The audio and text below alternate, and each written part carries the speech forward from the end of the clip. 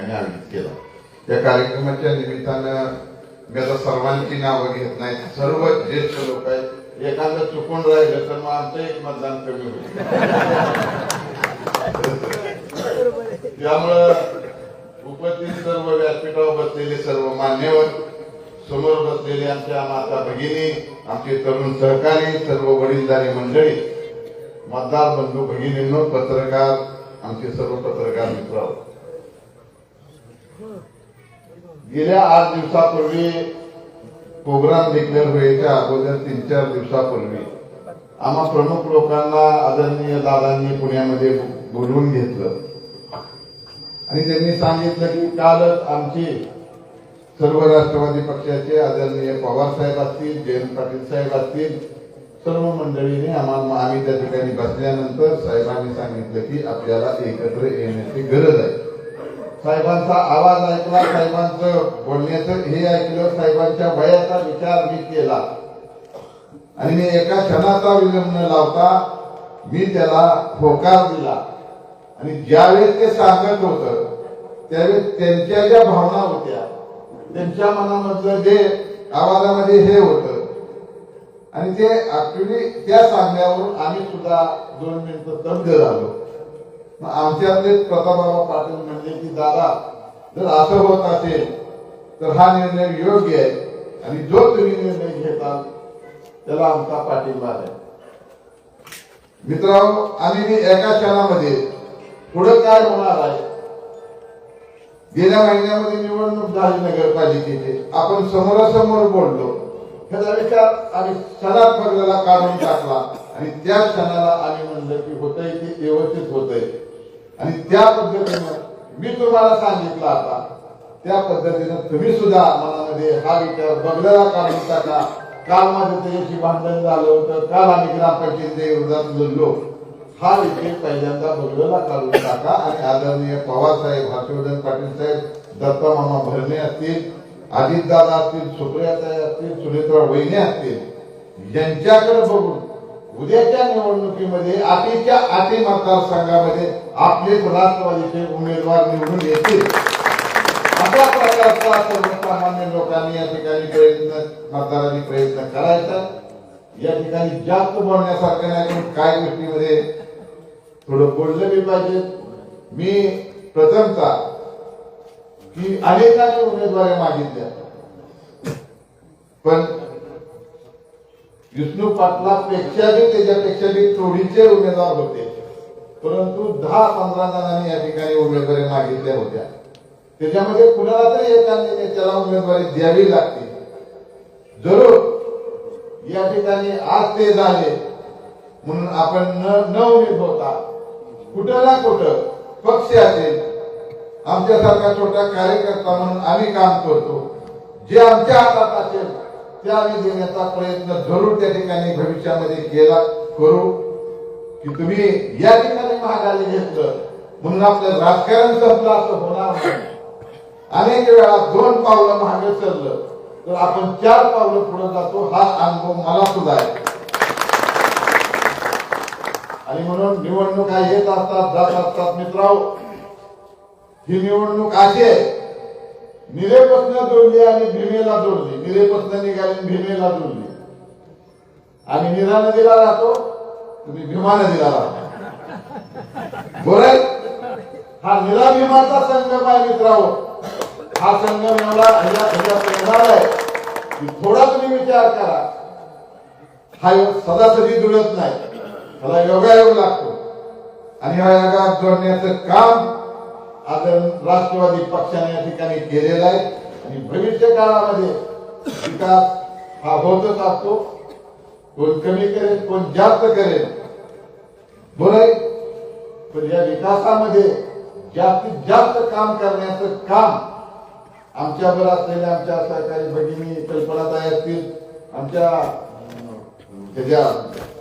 खबालीताई असतील आणि यशराज असतील, यांच्या माध्यमातून जे नवीन उमेदवार असले तर विष्णू पाटलांनी या ठिकाणी त्यांचं बी काम या परिसरामध्ये तालुक्यामध्ये चांगलं आहे।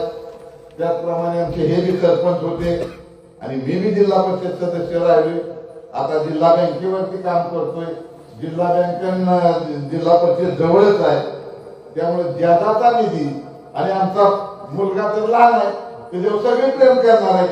मामाला त्यानं फोन केला, आशीर्वादाला फोन केला, आणि लहान बाळ आहे त्याला आपण जास्त देणार आहे नाही सांगा.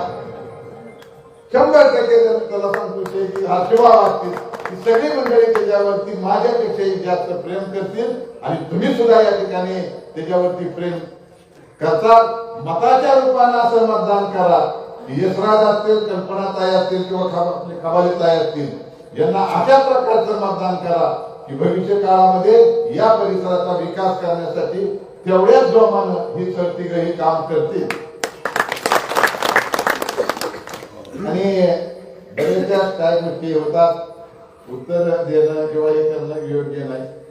कोण म्हणतं उमेदवार तिकडून आला, उमेदवार तिकडून आला नाही. महाराज गलांडवाडीची शेती ही माहिती आहे का कुणाला? पत्रकारांनी माहिती घ्या, त्याच्या नाव नाही, त्याचं नशीब होतं या गटात यायचं म्हणून त्याची शेती नाव नाही आहे ना, विचार दाखवतो. त्यामुळं हे नाही की आता काय म्हणतात ही एक झाली महिन्यापूर्वी एक पण चालतंय.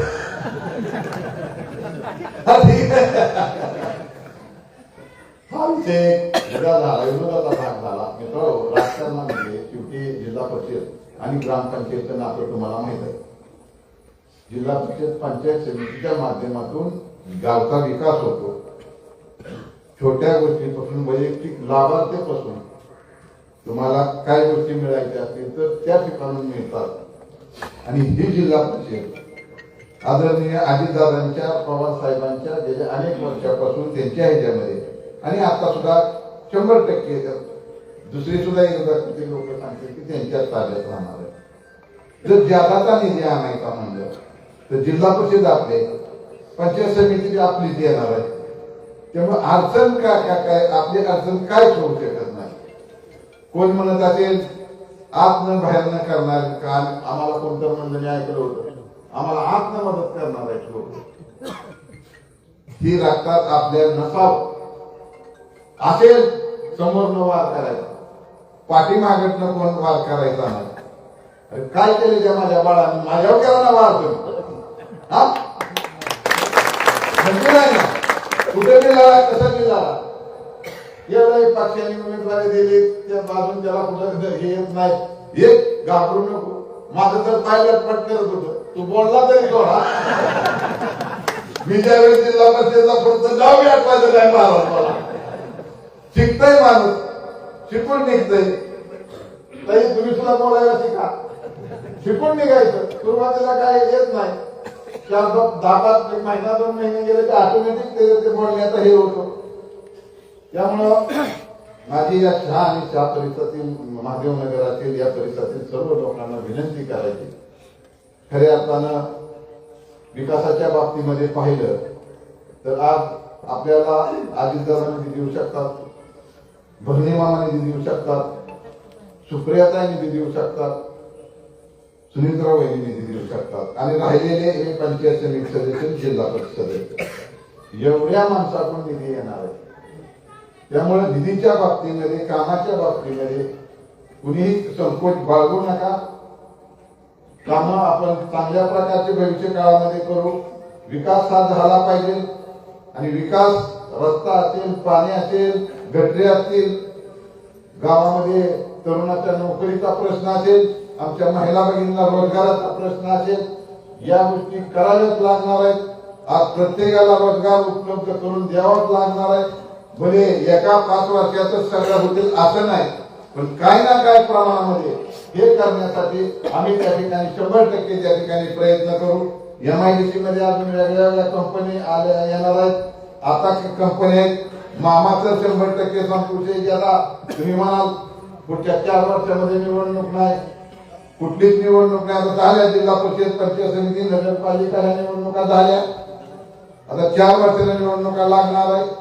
4 वर्षामध्ये जर आपण चुका केल्या, आपली चूक उघड झाली तर 4 वर्षामध्ये तो विकास होईल का आपल्या गावात, हा सुद्धा आपण विचार. थोडा निधीच्या बाबतीमध्ये ह्या विकास कमी होईल. त्यामुळं शेवटी कसं असतं की वाढत्या जरी आपला असला तर तो कुणाला वाढतो कुणाला मला सांगा तुम्ही वाढतो आपल्या पंचायत समिती सदस्याला जे असतं बरं आहे का हा ते आपल्यालाच मिळणार आहे म्हणून मामाचा सुद्धा स्वभाव असा आहे मित्रांनो की माझं मामाचं का होतं हा तालुक्याला प्रश्न पडतो महाराज मी मामाला म्हणलं बाबा मामा हे करायचं त्यांच्या मनात जरी नसलं तर ती मला संधी देणार किंवा जाऊ द्या आप्पासाहेबाचं ऐकूया कधी कधी असं की मामाने मला म्हणलं की मी 2 पावलं महाग सोड हे आमच्यामध्ये ताळमेळ आहे आणि हे काही आता नाही 2009 पासून नाही ना बरोबर आहे का म्हणजे याचा अर्थ असा आहे की वेगळ्या राज्यामध्ये मामाचं प्रेम अच्युतभाऊचं प्रेम या परिसरामध्ये पण एक लक्षात घ्या तुम्ही बरं का आपली नेते मंडळी एकत्र आले तुम्ही सुद्धा या ठिकाणी एकत्र आलाय पण गेलं खाली लोकांमध्ये सुद्धा आपल्याला या गोष्टी बिंबावं लागणार आहेत काही लोक आता सभेला नसतील काही म्हणजे कुठे शेतात गेले असते पण बाहेरगावी गेले असते तर ह्या गोष्टी आपल्याला बिंबवणं गरजेचं आहे मी मित्र गॅरंटी सांगतो या मतदारसंघाचे तिन्ही उमेदवार अतिशय चांगल्या मताने या ठिकाणी निवडून आले आता कोण मला म्हणलं त्या गावात असं त्या गावात असं अहो आम्ही बी 25 वर्ष राजकारण करतोय बरोबर आहे का काका सगळ्याची सहमत आहे आमचे ते जे सर्वे होते कोण सर्वे मध्ये मला कोणीतरी फोन केला सर्वे मध्ये असं झालं सर्वे आमच्या डोळ्यातच सर्वे समोर बघितलेला माणसाने चेहऱ्याकडे बघितलं की तो माणूस कशाला आला जे आम्हाला कळतंय आणि वर्ण पक्षी झाला तर त्याला किती नसायचं आता इतकं ओळखते त्यामुळं कुणी काय म्हणे काय नाही ते शेतच्या बाबतीमध्ये किती अफवा उचलले होत्या मी पैसे 2 लाख जिंकली 2 लाखाची पहिली जिंकली मी सांगितलं होतं 100% भरत शेठ निवडून येणार आहे आमची 2 सीटं कमी पडली 16 सीटं निवडून येणार आहेत महाराज आणि आले का नाही काका चर्चा काय होत्या 15 दिवस तर शेवटी हे झाला भाग शेवटी लोकांचा विश्वास निर्माण करावा लागतो दिलेले शब्द पाळावे लागतात विश्वासाने काम करावं लागतं कुठं भ्रष्टाचारामध्ये कुठं हे केलं करता कामा नये अनेक अडचणी अडचणीच्या लोकांना मार्ग काढून त्या ठिकाणी बाहेर काढण्याचा प्रयत्न करावा लागतो तेव्हा कुठेतरी ह्याला लोक येतात आज आपल्या बरोबर असणारी सर्व लोक खऱ्या अर्थानं प्रामाणिकपणे राष्ट्रवादी पक्षाची तर जुनी माणसं काय बाहेर ठीक आहे त्याच्यामध्ये काही लोकांना तिकीट झाली नसतील परंतु भविष्य काळामध्ये मामा असतील दादा असतील साहेब असतील हर्षवर्धन पाटील साहेब असतील कुठं ना कुठं आपल्याला जरूर आम्ही सुद्धा त्याचा हे करू पुन्हा एकदा आपण सर्वजण या ठिकाणी उपस्थित राहिला सभा मोठी झाली माणसं आली जाऊन झोपायचं नाही आपण शेवटी हे बघा मी तर महाराज एक मतासाठी माझ्या मुलांनी काय मुलाखत दिली मी ऐकली सकाळी की त्याला बी कळतंय माझं लक्ष सगळीकडे आहे आणि हे बी गोष्ट लक्षात घ्या मला फोन आला नाही मला कोण बोललं नाही अहो सगळीच उमेदवार हे आपलेच आहेत जसा यश आहे तसे सगळ्या तालुक्यातले उमेदवार आपले त्यांचा फोन आला तर आम्हाला त्या ठिकाणी जावं लागतंय त्यामुळे ह्या गोष्टीकडे आपण ही करा की मला फोन आला नाही मला कोणी बोलवलं नाही ह्या गोष्टी आम्ही सगळी उमेदवार आपले आहेत म्हणून आम्हाला प्रत्येक ठिकाणी जावं लागतंय आता सुद्धा काका बावड्याचा नारळ पडला सकाळी तुम्हाला सांगतो त्या लाकेवाडी गटामध्ये जवळजवळ 10-15 गावाची म्हणजे मिटिंग घेतल्या तिकडे जाऊन ह्या गोष्टी सगळीकडे करावं लागतात आणि तुम्ही सांगितलं पाहिजे की आप्पासाहेब तिथं तुम्ही काय काळजी करू नका तुम्ही तिकडे बघा आम्ही इथलं बघतो बरं आहे का ठीक आहे मला काळजी नाही माझा विश्वास आहे तुमच्यावरती या इंदापूर तालुक्यातल्या सर्व मतदारांची माझा विश्वास आहे की कुठेही गेलो तरी मी सरळ मार्गी माणूस आहे मी कुणाला एकदा निर्णय झाला की त्याच्या पाठीमागे खंबीरपणाने राहणारा हा माझा स्वभाव आहे. त्यामुळं मला विश्वास आहे की 100% मी जसं इंदापूरचं सांगितलं होतं एकही सीट विरोधकात आता हे म्हणत असतील आम्ही सीट कसं म्हणतो झिरो करणार आहे. झिरो करण्या इथपर्यंत आदरणीय दादा भरणे मामा हर्षवर्धन पाटील असतील सुप्रियाताई असतील एवढी काही झिरो करण्यापर्यंत ही माणसं नाहीत. या माणसाने बी या तालुक्यासाठी या जिल्ह्यासाठी राज्यासाठी रक्त ओतलंय. त्या वयात बी पवार साहेब आधीच सांगतो की त्या ठिकाणी हे करतायत. कशासाठी करतायत? काय त्यांना कमी काय कमी नाही काय म्हणाल ते हे त्यांना तिथं बसून मिळू शकतंय. हे करतात या जनतेच्या सेवेसाठी करतात. आज देशामध्ये नाव जर कुणाचं असेल तर पवार साहेबांचं कुठेही कुठल्याही राज्यात जावा नाव पवार साहेबांचं आहे. आणि पवार साहेबांच्या नाव आपण तिथं हे करतो आणि तिथं आपण सांगतो विरोध करतो या गोष्टी बरोबर नाही. शेवटी आधी एकत्र आले आता आपण समजून घ्या आणि कुठेही न उमेद होता निवडणुका 9 वर्षानंतर निवडणूक लागलेली 9 वर्षानंतर निवडणूक लागेल. इच्छुकाची संख्या जरूर जास्त होती.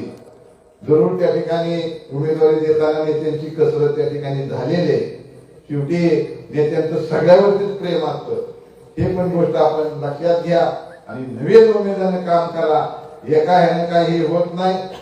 अनेक निवडणुका पुढे आल्यानंतर सुद्धा कुठं ना कुठे हे होईल आणि पदाधिकारीच असावं म्हणून असं बी काही नियम नाही. शेवटी आम्ही जर काय जिल्हा परिषद सदस्य नाही आता म्हणजे ह्याच्यामध्ये कुठेही नाही आणि फक्त बँकेचा संचालक आहे.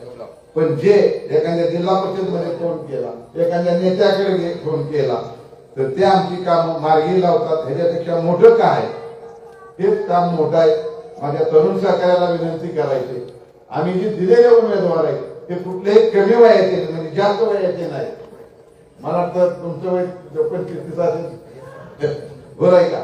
आदित्य विनिश्चित 25-30 दरम्यान असेल म्हणजे 30च्या आत सर्व या तिन्ही उमेदवार आहेत. आणि ह्यांच्या बी असंच झाले नगरपालिकेत सुद्धा जरी आणले तरी मंत्री आले कोण नगरसेवक कसे बघितले का तुम्ही? जवळजवळ तरुणांना त्या ठिकाणी संधी देण्याचा प्रयत्न आहे आणि तरुण सुद्धा भविष्य काळामध्ये या ठिकाणी सर्वच आमचे उमेदवार सगळे काम चांगले करतील. पुन्हा एकदा आमच्या शहा आणि महादेव नगर असतील या परिसरातील सर्व जनतेला मनापासून मी हे करतो की उद्याची निवडणूक चांगल्या पद्धतीनं मतदान करा. विकासाच्या बाबतीमध्ये चिंता करू नका.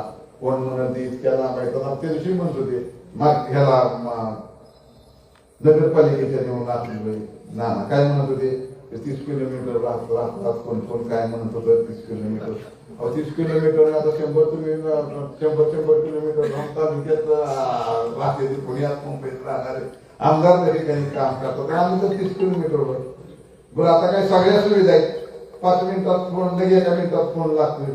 काही असेल तर आल्या अडचणी दूर करतायत. तर निवडणुका येत असतात जात असतात. अनेक प्रचाराच्या निमित्तानं अनेक अफवा उठवतील काहीतरी खोटं नटं बोललं जाईल त्याच्यावर दुर्लक्ष करा आणि आपल्या नेत्यांकडे बघून या उमेदवाराकडे बघून पक्षाकडे बघून उद्याच्या निवडणुकीमध्ये जे मतदान करणार आहे ते घड्याळालाच करा अशा प्रकारची कर्तव्याची आग्रहाची विनंती करतो आणि माझं संपतो. धन्यवाद.